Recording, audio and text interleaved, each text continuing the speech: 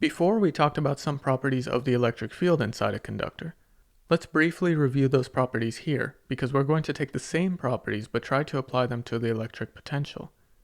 The first property was that the electric field inside the solid part of a conductor in electrostatic equilibrium is always zero.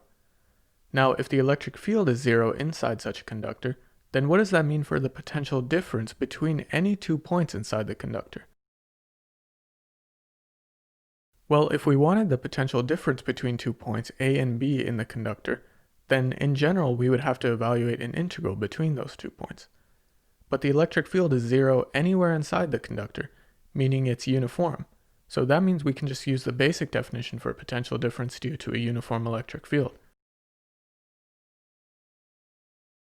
Then the potential difference between any 2 points inside the conductor is also zero, because the zero vector dotted with any s we choose inside the conductor will always give us zero. Another way of describing this property is the electric potential is constant everywhere inside the conductor. No matter what 2 points we choose for VB and VA, the potential is the same between those 2 points. That's our first principle for conductors in electrostatic equilibrium with respect to electric potential.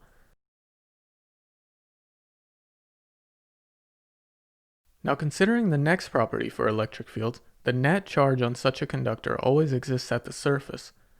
This one won't really resolve into a property for the electric potential, so we're just going to sidestep this one.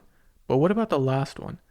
The electric field at the surface of such a conductor is always perpendicular to the surface.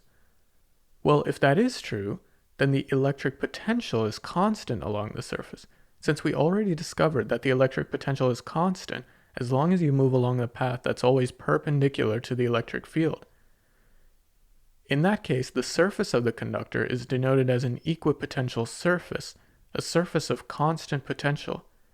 And that potential at the surface is exactly the same as the potential inside the conductor as well. It's only once we go outside the conductor that the electric potential starts to change. There's one more property I'm interested in discussing, and it's that if you connect two conductors, they reach the same potential, always. Imagine a situation like the one here. If these two conductors are touching and they don't have the same potential, then charge will continue to flow until they are at the same potential.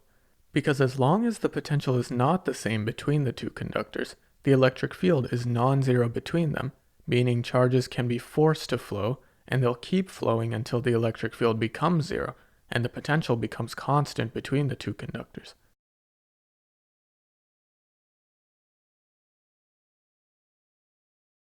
That concludes our principles, along with this module, on the electric potential.